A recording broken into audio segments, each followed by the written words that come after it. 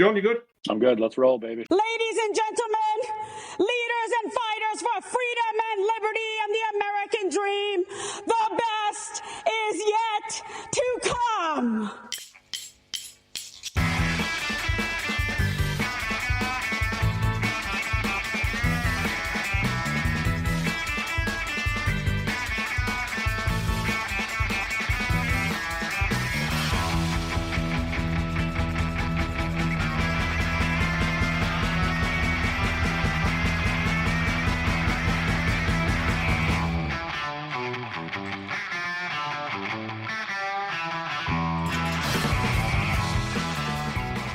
All right, folks, welcome back to Build It, the non-league soccer podcast, where we talk to non-league soccer people and, as it turns out, other people in the world of sports entertainment, sports marketing, sports management.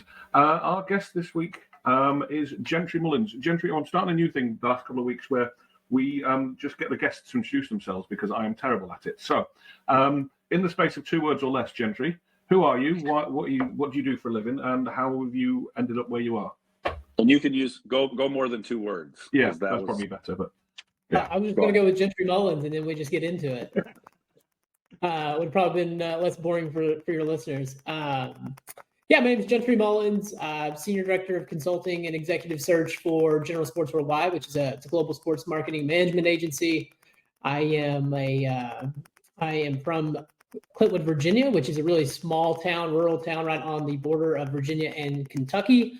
And, spent my entire, career in the sports industry landscape, much more on the revenue generating side. So got my start with the Tampa Bay Buccaneers, really just focused on selling season tickets, premium inventory. Then after 3 years there, transitioned out to the Phoenix Suns, where I basically was tasked with kind of rebranding their inside sales program, which was basically how do you get, entry level professionals into the sports sales vertical and teach them basically how to pick up a phone to selling multi-year deals. And then after 2 years there, which was really fun, I transitioned out to Cleveland, where I was recruited by an old mentor to basically help them rebuild the business after LeBron James had left. And so they were looking to rebuild their sales efforts. And so, for me, I thought it was a pretty cool story. If you can rebuild, sales efforts after the greatest player in the league leaves, it's a pretty cool resume stamper. And so, did that for 3 years. And so after that, I get to team up with a couple of people that I really admire, and Travis Apple and Lou DePauli, to really, scratch an entrepreneurial itch that I had, which was, how do we provide more resources for not one team, but, all teams and leagues, across the globe. And so that's what we do. So we go around, we help teams that either improve the revenue operations, train, from leadership to sales, and then help them obviously find, a lot of executive talent out there as well. So what's great about my role is it's something different every day, which I appreciate, but hopefully that's not too long of an intro. That's perfect. I think, it's clear, obviously, that you move in higher echelons than most of our listenership and our non-league soccer operations. But I think we agree that there's skills and there's experiences that are easily transferable, right? It's just you have the luxury of having money to play with and recruitment budgets and all that stuff, whereas we have to manage with the people that we've got. But a ticket sale is still a ticket sale. You still get the same obstacles of I can't come because of the weather, or I can't come this, that, or the other. And any club at our level should be interested in maximising their revenue. It's a no-brainer, right? That's how we embed ourselves in the community.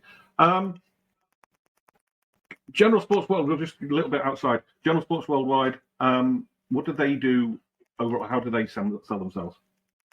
Yeah, so like I said, we're a global sports marketing and management agency, owned and operated by Andy Appleby, who's just a legend in the sports industry. And so I would say, really we have about 4 verticals to our business.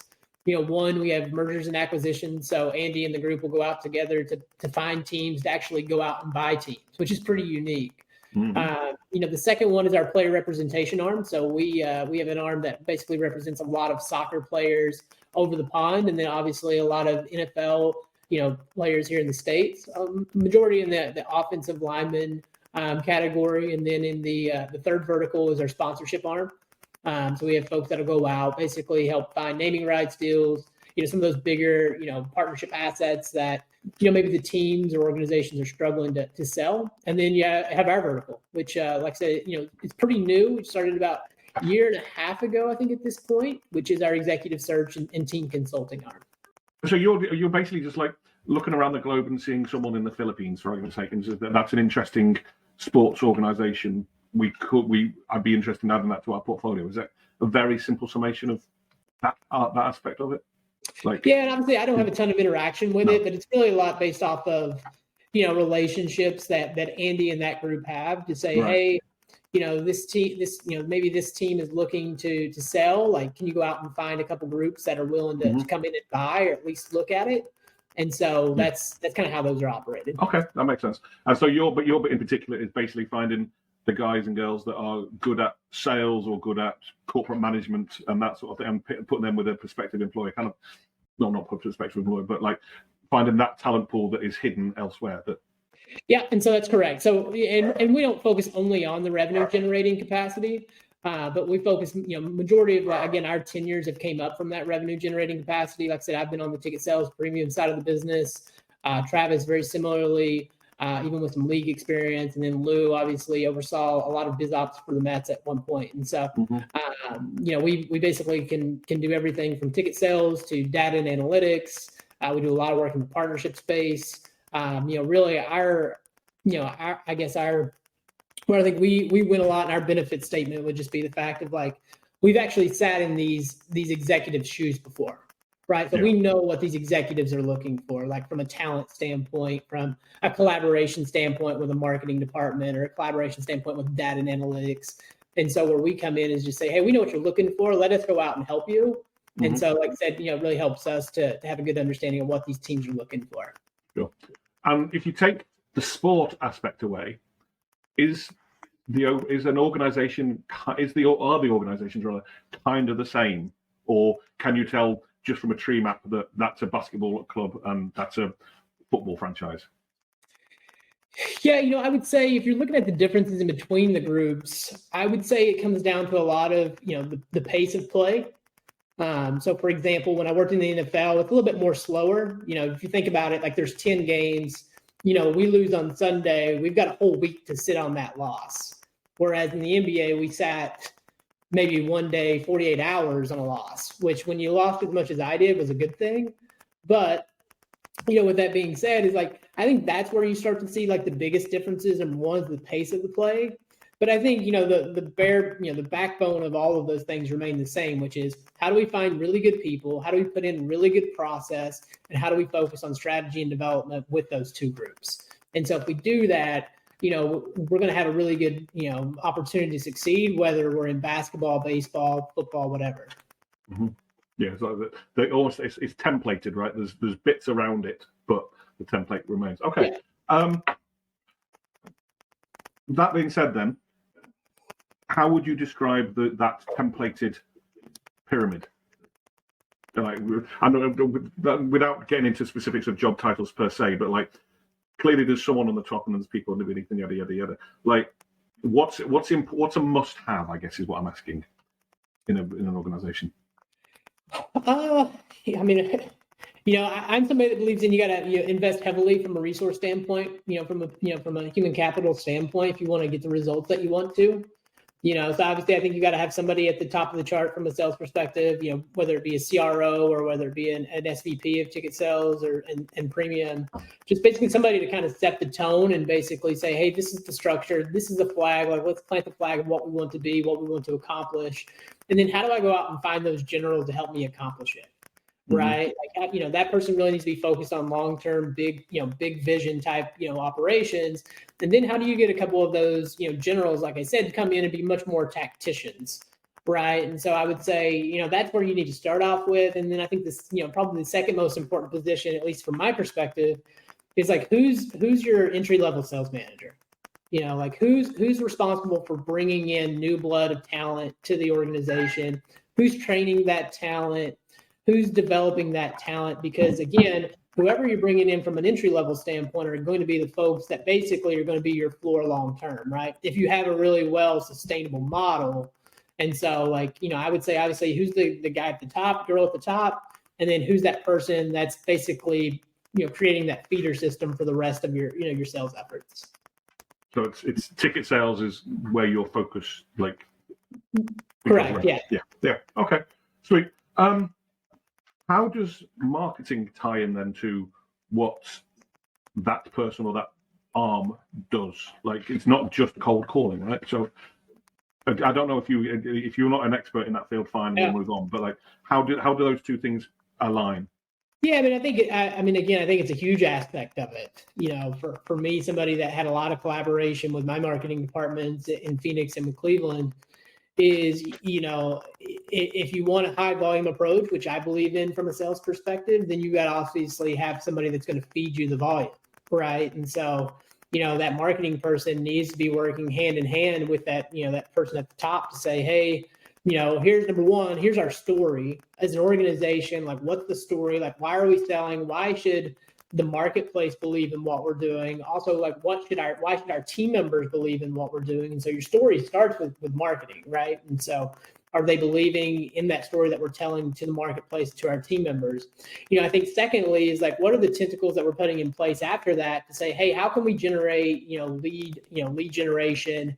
How can we also nurture those leads? How can we nurture our current books of business, those current leads that are coming through the funnel, to set our team members up so they're not just banging their head against the wall with people that aren't interested, but people that have a high, propensity to buy. And so, again, I think, from a marketing, ticket sales, premium, corporate partnership relationship, like, that's got to be 365 days, right? Like, it can't just be like, oh, let's go to marketing when we don't have leads, or let's go to marketing like when we're not busy. It's like, that has to be a part of our consistent communication and cadence to the overall success of our business. And so I think, the best teams out there are the ones that have leaned into it heavily. And then, that's the arm that we haven't even talked about is like, where's the business intelligence group that's coming into play with that, that whole dynamic, right? Because marketing may be giving us the leads, the data, the business intelligence group is probably prepping those leads to call and giving us lead scoring, then ticket sales, premium, corporate partnerships selling it. Okay, then business intelligence is actually reporting on those things and saying, hey, this is working, it's not working. And then so it should be this consistent cycle that those three groups are really working in. And again, the best organizations I've ever been a part of have that really flawlessly and clear communication and expectations from all three of those groups, rather than, everyone kind of trying to figure itself out and hoping that other group does their job and then they'll do their job. Like, there can't really be any silos, especially in 2022 with those three groups, in my opinion. For sure. John, over to you. Oh, buddy. I just, Gentry, my mind just races when we talk to people that do this stuff for a living, because we do it for a hobby. So it's very different. I think one of the things that, like, obviously experience in the NFL, NBA, with professional club, the resources you talk about, analytics, some of those things. I mean, it all makes sense, and it's actually really exciting. I'd love to go, like, be a fly on the wall in some of those offices and meetings. And Nick's shaking his head because he knows that would only spark a million more ideas that I'd throw at him. And I think the challenge that we have at this crazy low level of soccer, at least with our club and many others, is we're really trying to almost replicate like a minor league baseball experience, where it's a great time. We're going to sell some tickets for $5. We don't have full-time staff. We have, in fact, no full-time staff. We have a few people on a small stipend, but the rest of the staff is volunteer. So like, Nick already is sick of me, as he's the marketing guy and the media guy, and I'm feeding him ideas and thoughts and this and that and the other thing. So I think my long-winded question is, like, how do you, and I'm stealing one of Nick's notes that he wrote down, how do you, like, pare this all down to, Gentry, you're moving to DeKalb, Illinois. Okay, we get 300 or 400 people at a game. How do we turn that to 500 or 600? Who do we connect with? Who do we reach out to? Where do you go work with your marketing guy, but who do you go tell your story to, other than, we're at that point where it's friends, neighbors, relatives, friends of friends, business owners we know in our community. And that's grown over we've been in as a club, we've been around for 5 years. So that's certainly grown into the general public, but there's tons of people within our community that have never heard of us. So how do we go sort of just kind of start from the bottom without a lot of money, without a lot of man hours, and like, where would you target the approach first? And I'll shut up for a while. Yeah, no, it's a good question. And I think, for me, what I would say is, like, I would still start at the same place, right? And so, the first thing that I said for that marketing department is, what's our story, right? Like, what are we doing here? Why should the marketplace believe in us? Why should our team members believe us? And so I think the first thing that you guys would, I would recommend you guys do is, like, does everyone on staff, does everyone that has interaction, like, again, everyone is going to have to be a storyteller. Right. Like, that's at this point, like, when we're talking as small as we are, like, everyone has to take some accountability in the fact that they're telling the story of the club. And so, like, is that story well written? Is it, if we ask 10 team members, are we going to get the same exact story from every single person, or is it going to be different? And I can tell you, like, as somebody who's oversaw, over 30 folks at one point, is like, you think that that's the case sometimes, but then you go around and you start to ask, it's certainly not the case. Right. And so making sure that, number one, everyone's story is the same, that it's really well written, rehearsed, scripted down to the topic, I think is where I would start. And then you start to send everybody out into the marketplace. And then, like, what does, like, for example, what does a referral campaign look like? Like, what's the expectations for every single person, starting with you guys all the way down to the bottom, person on the totem pole, of like, hey, how many people did you reach out to today? How many people did you at least get word of mouth out about our club? Like, what does that look like? And then, like, what are some things that you guys can put in place to start to attract more leads? Is it like a Survey Monkey where you guys are, sending out more forms and more education to the marketplace to hopefully get, newer leads in? Is it you guys creating, email templates for your team members to send out to business owners, to their family members, their friends? Is it you guys, creating social media templates for everyone to be able to post to everyone that's at least, in acknowledgement of the club? How can we just get the word out more and more and more, is where I would really focus at. But again, I think it all starts with, like, what's your story? Why should people believe in it, etc. Yeah. Is there any, and that I made notes. I think those are great recommendations. Is there any, okay, let's say we've got our little outreach team, our ticket staff, whatever we call it. We've got everybody ready, prepped. We've got emails. We've got all that stuff done. Where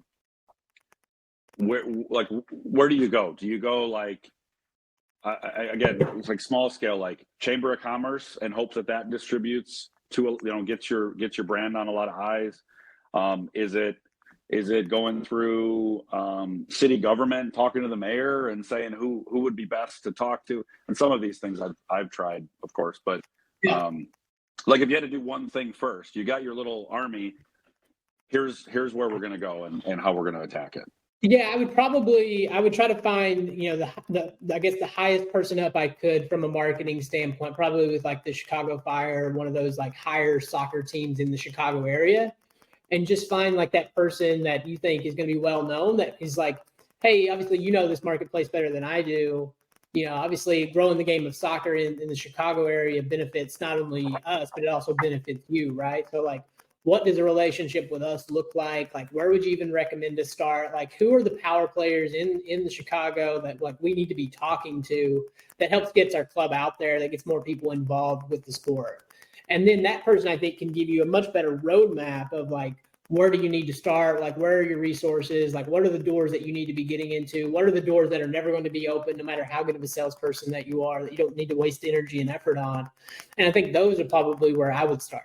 Now, again, that's going to be, you guys, are going to have to come with some value as to why you think it's worth it for them to meet with you and talk to you and help you. But again, I think that's on you guys to craft that, right? So yeah, that makes sense.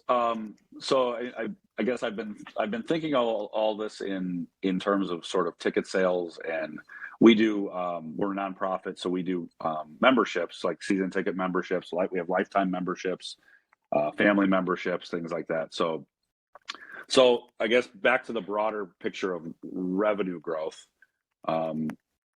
So the way just to fill you in, so we rely on sponsorships, memberships. We do fundraisers like special jerseys. We'll do like a sale and raise a few dollars that way. Merchandise, like those are kind of the four main things that we do to generate. So revenue generation and revenue growth is kind of multifaceted for us, where I think sponsorships still are a key part of it until at some point, hopefully we get memberships to a point where we are sustainable without sponsorships. So we don't have to rely on businesses to help sort of supplement what we're doing. But I'm curious what your thoughts are on that. Like, you dealt with sponsorships on the corporate side too, I think a little bit, right? So like, where do you, again, putting yourself in my shoes, small club, 300-400 fans at games. We play 10 home games in the summer. Like, we have a long off season to sort of get all these things in place and get a plan and a strategy and ruin Nick's day with my ideas every day. But like, where do you focus on, if the end goal is memberships, let's focus on memberships? Or do you just, hey, we got to keep going at both until we figure it out? Yeah, I think that comes down to you guys, and what you guys say is like the overarching goal, right? I think if you're like, hey, we just really need more, like we just need more money, like we just need revenue, and like, okay, maybe we focus mainly on our corporate partnerships assets to sell more of those and just get more dollars into the club. And, we're going to feed that on the back end to marketing so we can generate more leads. That could be the option. I think if you're looking to say, hey, I think we really just need to be growing the club in general, like from a health standpoint, like if we wanted to grow long-term sustainably, I would say, like, how do we just get as much FSCs into the building as possible, which, would be like season tickets. How do we just get more memberships, and like, how do we do that from a volume standpoint? Because the more butts that you can put in seats for these games, the more people that feel your product, more word of mouth gets out within the marketplace, right? And so, like, how can we just take a really like high volume approach? And that's probably, less yield on the seats, but it's obviously getting more people in. They're spending more money on concessions, they're spending more on merchandise, and we're just getting more people again into your ecosystem, right? And so for you guys, it would be like, how do we just get as many people into our ecosystem as possible to come out to our games? Because that way, then we can start to upsell them. That way we can start to cross-sell them. And again, can we get out more referral campaigns to that group? Can we get out, more, enter wins to that group, and just getting more people familiar with the product? Yeah, and I think that we're a mission-driven organization too. So our financial model is we need enough to sustain, because somebody smarter than me said it: if you can break even, you can exist forever. So we are desperate to. We are more desperate to showcase what we do and our passion for the sport, and how much families can afford to show up and attend without driving an hour and a half to Chicago. We just want people to enjoy what we do. That's kind of that's what really drives us. So that's also been the hardest thing is we play at NIU at the soccer stadium there. We're able to do some fun match day things. Again, sort of like a minor league baseball experience where it's cheap to come, fun entertainment, music. We got this Brit on the PA, and everybody loves listening to the Nick talk. It's a great environment, like great feedback. It's all wonderful. And then we'll turn up on a Saturday night at 7, and there's a 60% chance of rain, so attendance is like half of normal. And some of those things you probably can't overcome because of weather, but how do we target that where people, how do we overcome the excuses, I guess, is what I'm trying to spit out. Like, everybody's always got stuff going on. How do we separate ourselves from those things?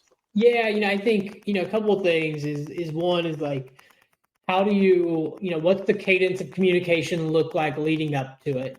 For a lot of people, like, again, we get so distracted by how much noise is in, everyday life, is like, a lot of people just forget, right? So like, what does that communication cadence look like leading up to game day? For our team members, they had to have a dedicated touch point process. So, what's the phone call? What's the hype call? Like, why should they be excited about this Friday coming out to a game? Like, why should they be excited that it's supposed to pour the rain on Friday and they're still going to come out. Like, why is it worth it to them? Like, what does the texting campaign look like leading up to it? Like, what does the email communication look leading up to the game? And so I think that's one place where I would start, is like, how do we just, basically beat these people over the head with communication about why they should continue to show up. And then two is like, again, really crafting that story to say, hey, why should they show up? Like, what makes this different? Why is this worth their time, right? Like, they've already given us their dollars, but like, why is their time also worth it? So I think that's a piece of it. And then a lot of it too is just depending on, again, the size and scope of, the sales team and the service team is like, how good relationships can your team members build with these fans to say, hey, it's worth it for you to show up because we have a good relationship and I at least just want to see you there that week, John. Does that make sense? So I think those are a couple things. Again, obviously some of that stuff's going to be out of our control, but all the things that we can control is the communication and cadence leading up to it, the rapport that we've built on the front end, and then the story that we've created and crafted for them to want to come. Okay, and I'll let Nick, if he's still listening, I'll let Nick jump back in a minute. But this gets me a ton of ideas. So, not to catch you here, but so if you're running a small organization, and let's say, we know money doesn't necessarily solve problems, but let's say somebody says, hey, I'm going to give you $500, whatever. Where do you, with the intent of growth, not only revenue, but in everything, like awareness, all of it, like, where do you take, a little bit of money and say, I'm gonna invest it this way to get the best return? Where do you go with that? Yeah, I'd probably say digital ad spend to see how we can just get more people into the ecosystem, for your team members to call, for us to retarget from another email perspective. That's where I would say I would probably spend the majority of my money. Like, how do we just get more leads into the ecosystem for you guys to target, to sell, those things? Well, that's right in Nick's wheelhouse anyway. Yeah, that was the wrong answer, Jentry. If it helps anyway, like, what you basically said there is giving Nick more work. So thanks for that. I don't disagree at all, to be honest. It's a no-brainer, right? You've got to speculate to accumulate, but digital marketing, we know where the money's going. We know who it's going in front of, more or less, especially in a market like the Cal. It's if we expect to get any money back from it, we should be putting money into it. If it's a free thing, then that's a different conversation. But yeah, Jentry, having positioned you as the expert in the room, and putting you on this big pedestal, I want to bring you back down to earth and ask you about you for a second. What's the biggest mistake you've ever made professionally?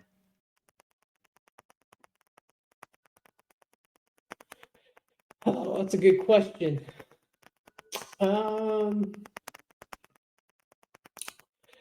I would say that it was probably being impatient. I think one thing that I think I've learned a lot, especially over the last year and a half, is that, I think a lot of people look at as ambitious and patience as these two things that can't coexist. And I don't think that's the case. I was somebody that couldn't wait to get to the next position, wouldn't get to, wouldn't enjoy the moment because I was just so dead set on how do I get from this spot to the next spot, and really not enjoying where I was at. And so I think when you're that dead set on things, I think one, like, it makes you rush into decisions that you probably shouldn't. Probably means you're not the best teammate because you're probably only concerned about yourself because you're only concerned about growing. And, again, when people would tell me, when leaders and mentors would tell me that in the moment, I'd always say, well, it's easy for you to say because you're in XYZ chair, right? But, I think that's what I would probably say is if I could go back and tell 21-year-old Jentry, to chill out for a minute, that, everything always works out the way it's supposed to. And, you're not going to get those friends and those lunches back that you had back in the day, So I would say that's probably the biggest one. Well, that works for me. What's the thing you're proudest of then? What's your biggest accomplishment to this point? I think it's just growing other people's careers. I think that's that's been my mission in this thing from day one is, like I mentioned to you guys, I came into this business as about as raw as someone could come into it. I didn't know, sports sales existed. I thought stadiums filled themselves up. Like, who doesn't want to go to, an NFL game? Me and my dad used to travel 5 hours one way to watch Panthers games, and they were horrendous, but, it was still worth it for me and my dad to spend that time together to get to watch them play.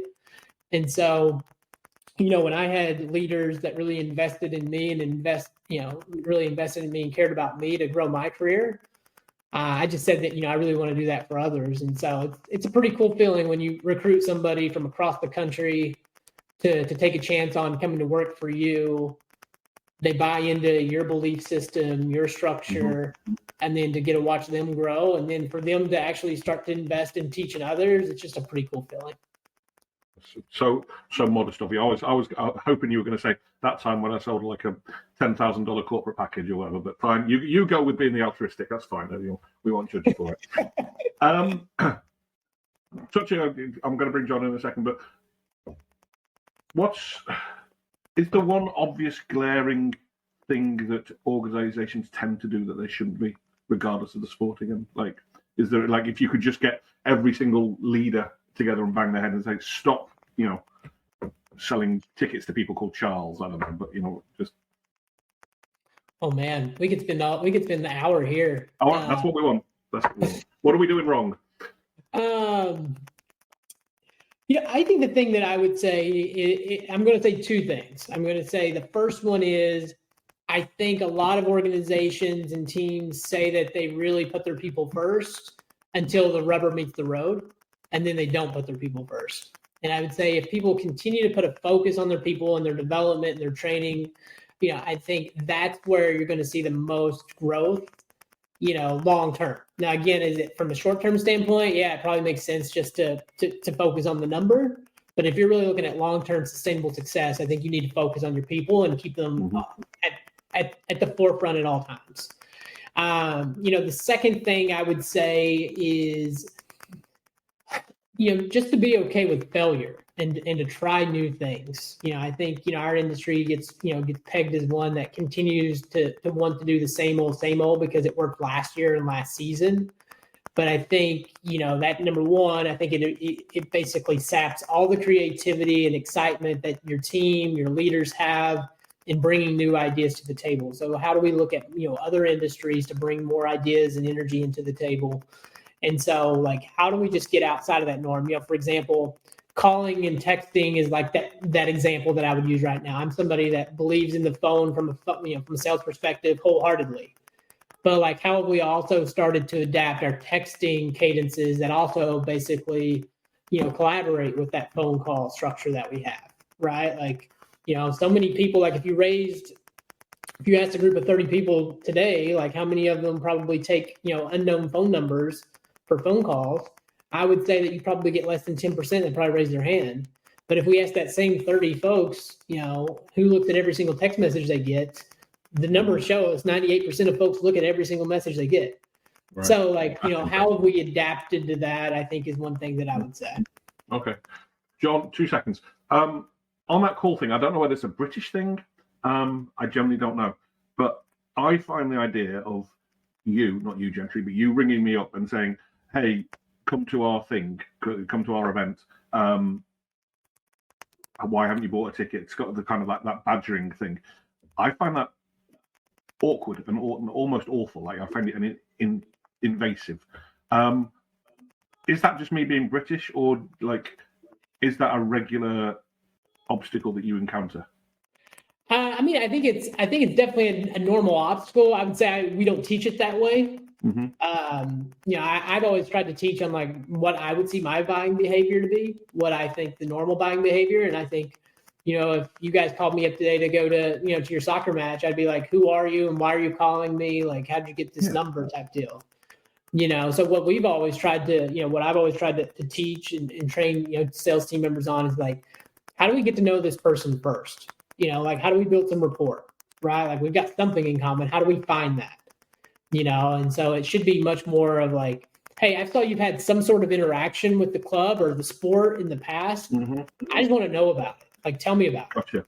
And then how do I share something? So all of a sudden, then we start to build like, again, like it should be like a conversation at a bar, like over a beer. Like, how does that sound? Yeah. And then how do we get some of those, I call them trigger moments throughout the call that basically say, hey, this person's qualified.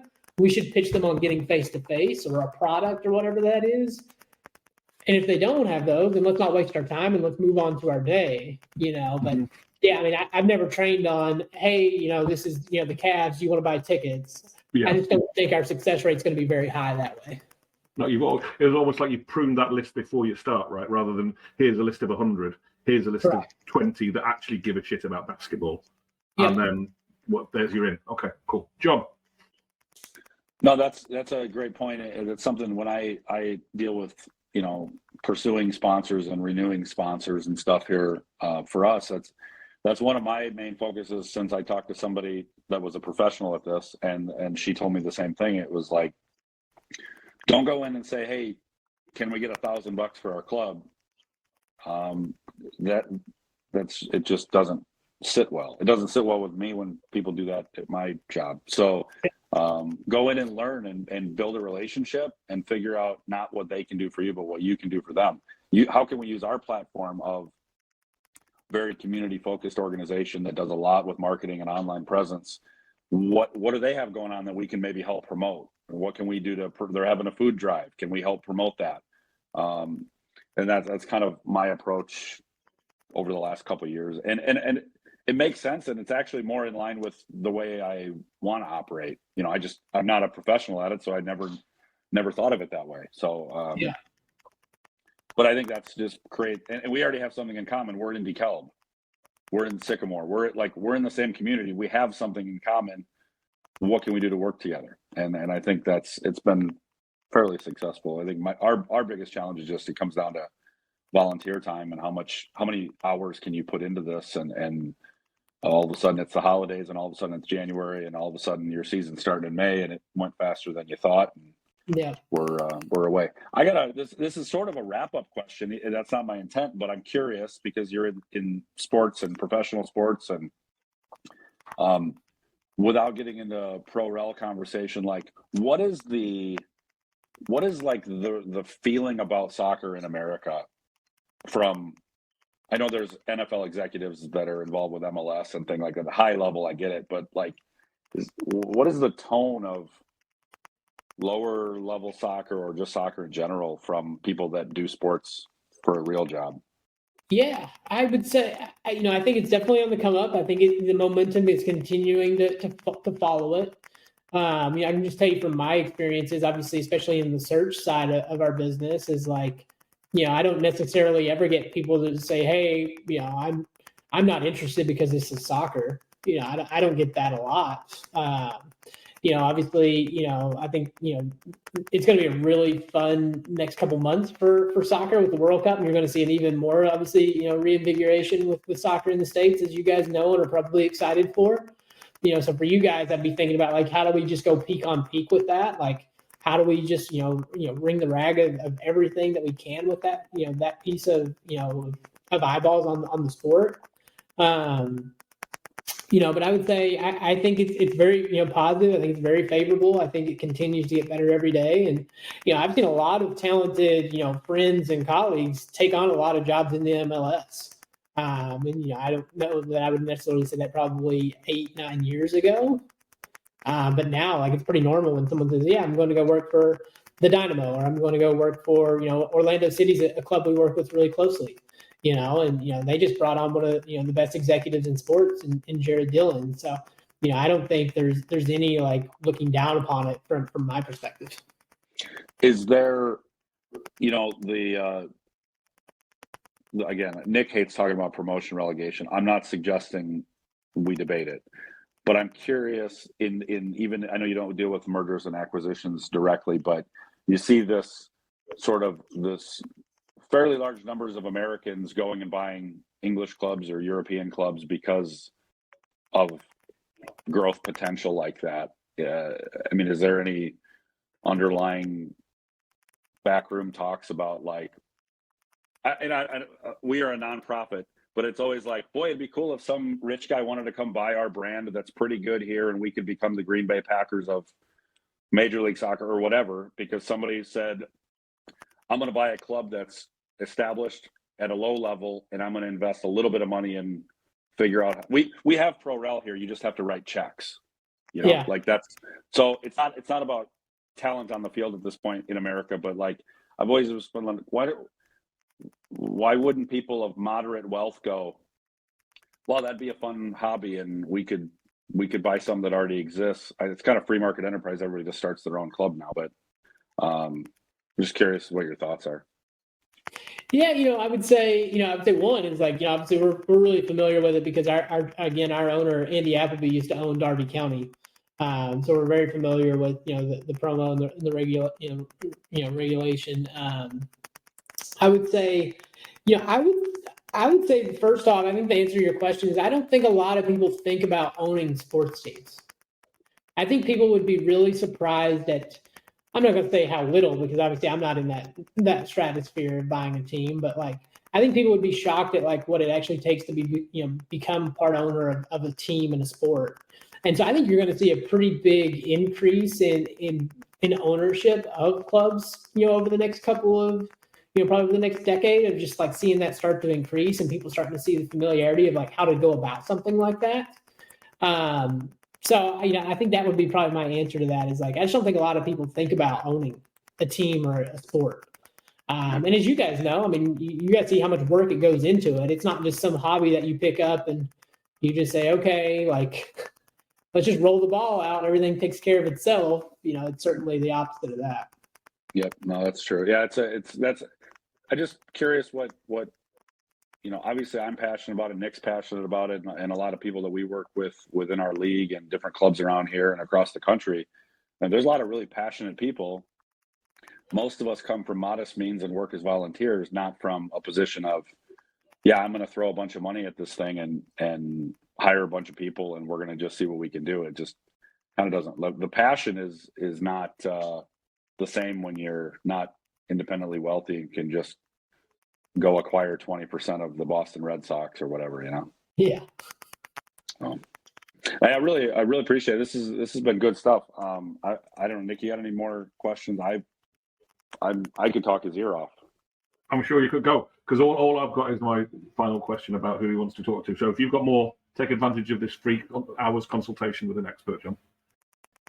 No, I mean, I think, boy, I don't know. One of the things, Nick, that you'd sent out about Jentry was about creating a winning culture, right? That was in our notes for today, right? Yeah. Am I wrong? Yeah. So, Yes, we've talked about a little bit about growth. I'll try to put all this into one question to get you out of here. You talk about with growth of revenue and making sure everybody's on the same, everybody's got the same story as best you can, kind of bringing people together. We just to give you perspective again with us, like very volunteer.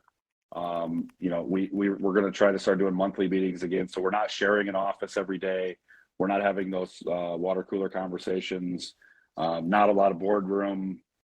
Let's sit on a whiteboard and brainstorm and strategize. And it's a lot of remote stuff, emails, that kind of stuff.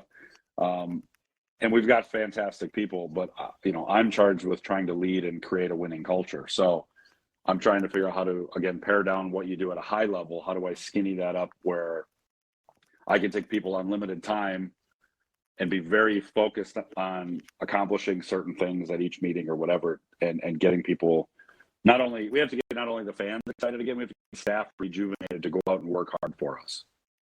Yep. So I don't know, just curious if there's any thoughts on how to like tie that up on less time together and still create sort of that energy with everybody that here's our goals and here's what we're going to go accomplish together and here's how we're going to do it. Yeah, and I think the answer to that is kind of with what you were just saying there at the end. I think, it's communicating what does winning actually look like? Like, what does it look like to you, Nick? Like, on a daily basis, like you guys, know it, you feel it, you see it. Like, communicating that out to the group and communicating it to it often. I always try to believe in the rule of three of tell them what you told them and then tell them again, making sure that that winning and that goal are consistently being talked about. I think the other thing is, I think, for me, it all starts with people. And I think, regardless if you're remote, whether you have 5 minutes with your team member, whether you have 5 hours with them, regardless if you're in the room with them or remote, how are you showing your people that you care about them? How are you showing them that the work that they're doing is getting appreciated? Again, people don't leave companies, they leave bosses, right? And so, especially if you guys have folks that are volunteering to do a lot of this work, is I would be celebrating the hell out of these folks every single opportunity I got, whether that's a random taking them out for a beer after work or a match, or, is it just that random email at, 9:30 at night where you just say, hey, I don't know if you thought people were noticing the work that you're putting in, but I'm somebody that is telling you that I saw it, I noticed it, we appreciated it. And so just showing your people consistently that you care about them, that the work that they're doing is meaningful and it's a big contribution to the group and to the club. And I think if you continue to do that with, clearly, explicitly telling them what winning looks like and how those folks are regularly contributing to winning, I think it's just that cycle that just is going to continue just to snowball, and then it's just going to continue to gravitate out into your marketplace. And I mean, it may sound simple, but I don't think a lot of people do it in a really good way. Leaders get busy, thinking about telling their team members they appreciate them, they're thankful for them is, it's something that you don't put on the to-do list, but it's probably the most important thing you do every day. Yeah. You don't want it to be as scripted as, thank a person Thursday, but that's better than not having thank a person Thursday, right? Yeah. Yeah. It works better if it's ad hoc and just, I've got to send Tommy an email and say thank you. But if you can't do it that way, then just put it in some sort of system. I'm going to wind things up, Gentry, if that's all right with you. I know people have a hard stop at 3:00, daylight or magic or whatever. When we were discussing this podcast, I did tell you that the last thing I'm going to ask you is if there's anyone within the industry or in the wider world of sport or even not sport that you think we should talk to, whether it's because they've got something interesting to say or whether they can help us or whether you just want to put them in the spotlight. And I'm open to any and all suggestions at this point, my friend. Yeah, I would say I think a really good person for you guys to talk to would be Blake Palanch. Blake is the Associate Athletic Director at the University of Tennessee. So obviously a really, really fun weekend for those guys. But Blake is somebody that we worked together in Tampa and in Phoenix. So a real close friend of mine. But he's also somebody that then went on to, he basically rebuilt the sales team and effort at Texas Motor Speedway. Right. So, again, talk about, understanding what it looks like to run and operate a lean machine without a lot of resources and support sometimes. I think he would understand that.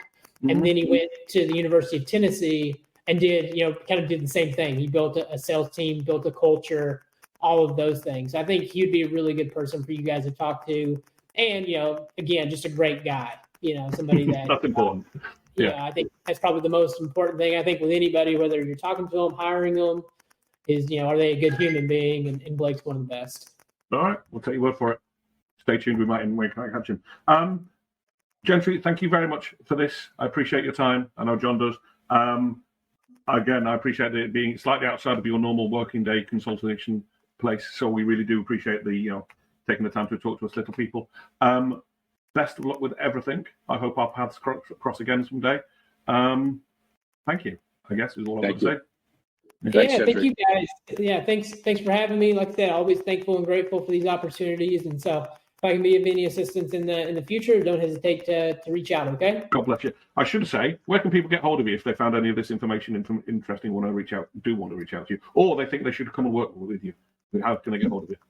Yeah, I would say I have a pretty big presence on LinkedIn. So if you haven't found me there, I post content pretty regularly on there. All of my contact info is in my About Me on my LinkedIn profile too. So if anybody wants to call, text, or email me, my info is on there as well. Cool. Fantastic. Thank you very much. Thank you very much for your time, my friend.